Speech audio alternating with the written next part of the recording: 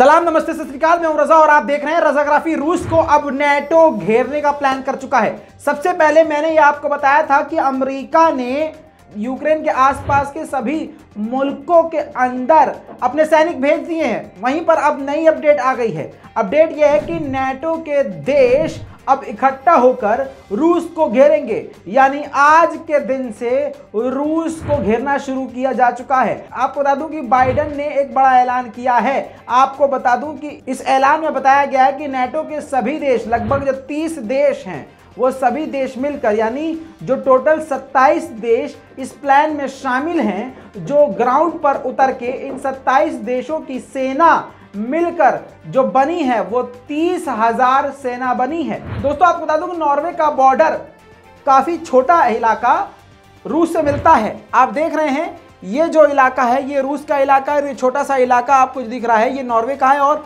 उसका एक छोटा सा पार्ट, ऊपरी पार्ट जो है वो बॉर्डर जो है रूस से मिल रहा है। अब आपको बता दूं नीचे की तरफ यूक्रेन आप जाते हैं अच्छी तरह से, लेकिन आपको बता दूं कि अब नॉर्वे के अंदर पहली बार नेटो की सबसे बड़ी सेना इकट्ठा होगी और आपको बता दूं कि युद्ध अभ्यास करेगी। आपको बता दूं कि 200 फाइटर जेट और 50 विमान होंगे। विमान यानी ये फाइटर जेट नहीं होंगे, फ्यूल टैंक वाले होंगे। इसके अलावा जो सैनिकों की संख्या बताई गई 30,000 सैनिक और इसके अलावा सारे हथियारों से लैस होंगे। दोस्तों आपको बता दूं कि रूस ने जबरदस्त हमले करने शुरू कर दिए हैं, अपने हमलों को बढ़ा दिया है, काफी खतरनाक हमले कर दिए हैं।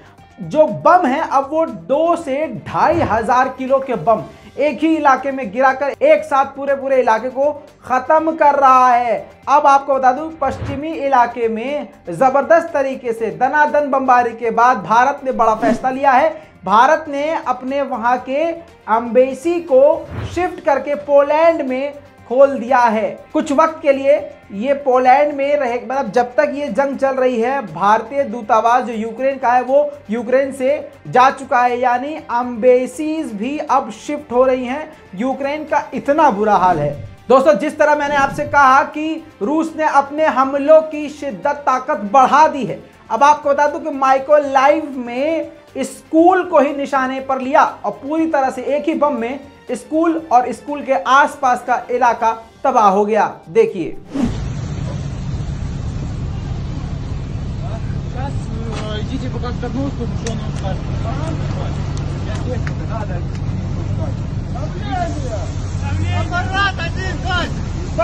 वहीं अगर रूस की बात करें, रूस के खुद लोग पूरी तरह से यूक्रेन से जंग करने को मना कर रहे हैं। देखिए दोस्तों वहां के लोग भले ही रूस के साथ हैं लेकिन वो जंग के खिलाफ हैं। क्यों? क्योंकि जंग के नुकसान भी अब सामने आ रहे हैं। रूस के आम लोगों का बैंक में पैसा फंस चुका है, नहीं निकाल पा रहे हैं पैसा, नौकरियां जा रही हैं, जीडीपी 30% डाउन हो चुकी है। इससे जनता को सीधा असर हो रहा है।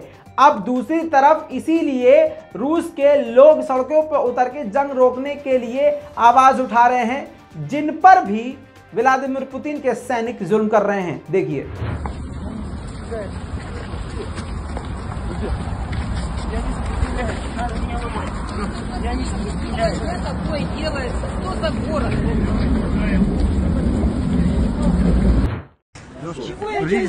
Отпустите женщину.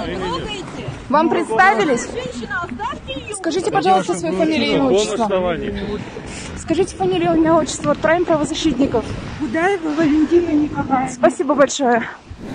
दोस्तों चेचन के लोग पूरी तरह से रूस के साथ हैं। 4 दिन से ये बात आपको बता रहा हूं और आपको बता दूं कि चेचन के बॉर्डर पर रशियन नेशनल गार्ड्स अब लाखों की तादाद में देखे जा रहे हैं। ऐसा लग रहा है कि व्लादिमीर पुतिन ने चुपके से ही सैनिकों की भर्ती शुरू कर दी है। पूरी दुनिया से रूस भी लड़ने के लिए लोग जा रहे हैं, रूस के साथ, रूस से मिलकर।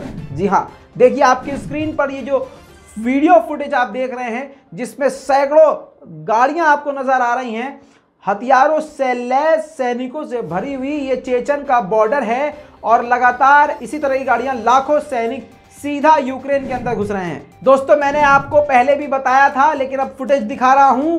पोलैंड के बॉर्डर से केवल 25 किलोमीटर दूरी पर रूस ने ऐसा बम गिराया और ऐसी बमबारी करी कि पोलैंड तक कांप गया और ईयू के देश थर थर कांप रहे हैं।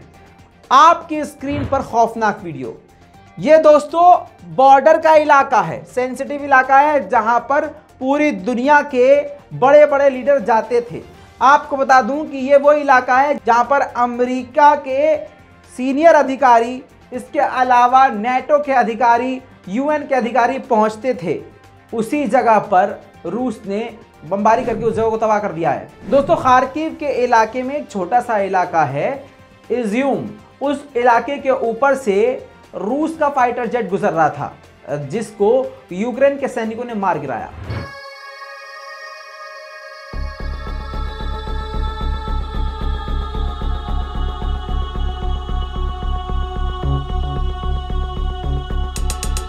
जैसा मैंने आपको बताया और 3 दिन पहले से बताना शुरू कर दिया कि रूस ने अपने मिसाइलों का साइज बढ़ा दिया है, यानी अब बड़े हथियारों का इस्तेमाल कर रहा है। अब वो फुटेज भी आपको दिखाऊंगा। स्क्रीन पर देखिए दोस्तों, ये मिसाइल है, रॉकेट है, न जाने कौन सा बवाल है। सोशल मीडिया पे अब ये तेजी से वीडियो वायरल हो रही है, जिसको देखकर लोग सर पकड़कर सोचने पर मजबूर हो गए हैं कि ये मिसाइल है, रॉकेट है कि क्या है। लेकिन गनीमत ये हुई कि ये फटी नहीं, जिसकी वजह से सही सलामत आपको नजर आ रही है। लेकिन इसका साइज देख के आप समझिएगा कि कितने बड़े बमों का इस्तेमाल अब रूस कर रहा है। दोस्तों इसी के साथ आपको एक बड़ी अपडेट और आपको एक सबूत देता चलूं। सबसे पहले मैंने ही अपने चैनल पे कहा था कि अमेरिकी सैनिक पहुंच भी गए होंगे, इसके इनपुट्स हमें मिल रहे हैं। लेकिन अब सबूत मिल गया, एक ऐसी वीडियो जिसमें अमेरिकी सैनिक देखे जा रहे हैं यूक्रेन के सैनिकों के साथ। देखिए। Слава Україні! Слава Україні! Героям слава! Героям слава! Слава нації! Слава нації! Смерть ворогам! Смерть ворогам! Україна! Україна! Понад усе! Понад усе! Путін! Путін! Хуйло! Хуйло! दोस्तों अब रूसी टैंक मारियोपोल के इलाके में घुस गए हैं और जो सिविलियंस की बिल्डिंग्स हैं, जो कॉलोनीज हैं, उनको तबाह कर रहे हैं।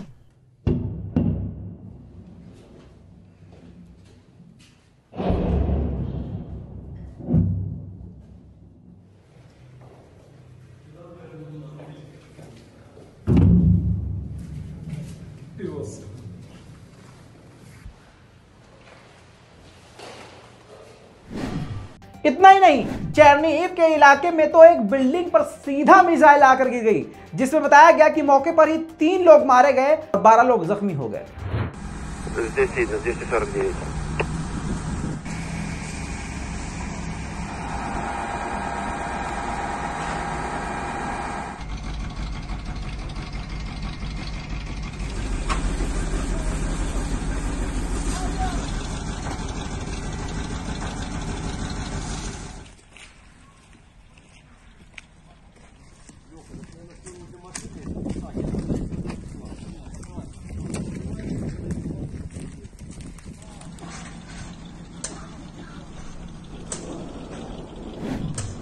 मारियोपोल के इलाके और जगह जगह पर, चाहे खार्किव हो, काइविव हो या कोई भी जगह हो, रूस के हमले अब ठीक इजराइल की टक्कर के हैं। जिस तरह से इजराइल फिलिस्तीन और गाजा पर बमबारी कर रहा था, ठीक उसी तरीके से रूस भी कर रहा है। देखिए।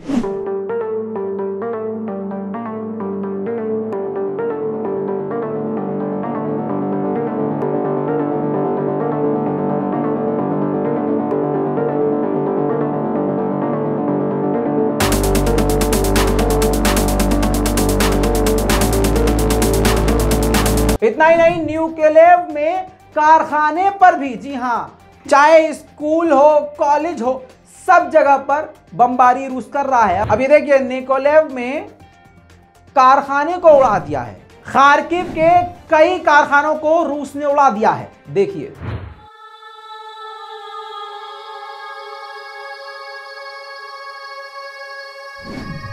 दूसरी तरफ रूस के डिफेंस मिनिस्ट्री ने एक वीडियो जारी करके दिखाया है कि 3000 मीटर ऊंचाई से रशियन ड्रोन जो हैं यूक्रेन के बख्तरबंद गाड़ियों, टैंकों और हथियारों को निशाना बनाकर तबाह कर रहे हैं।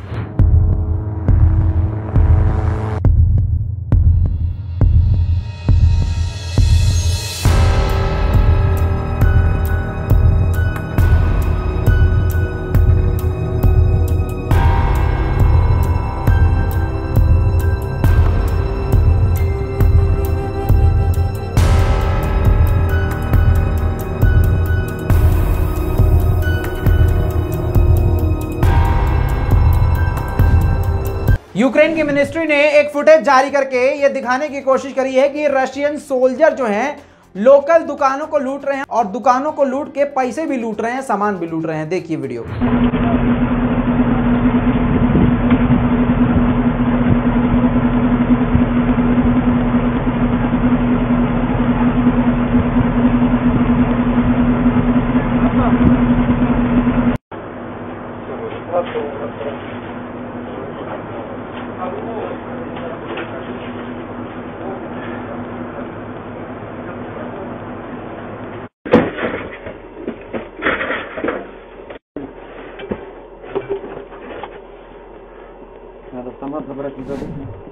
दोस्तों आखिर में एक बड़ी खबर आपको बता दूं कि यूएन के चीफ ने तुर्की का धन्यवाद अदा किया है, यानी रजब तैयब अर्दोगान का धन्यवाद अदा करते हुए कहा है कि हम शुक्रगुजार हैं तुर्की के कि उसने पीस के लिए, शांति के लिए और शांति बहाल करने के लिए, जंग को रोकने के लिए इतनी कोशिश की है और जिम्मेदारी उठाई है।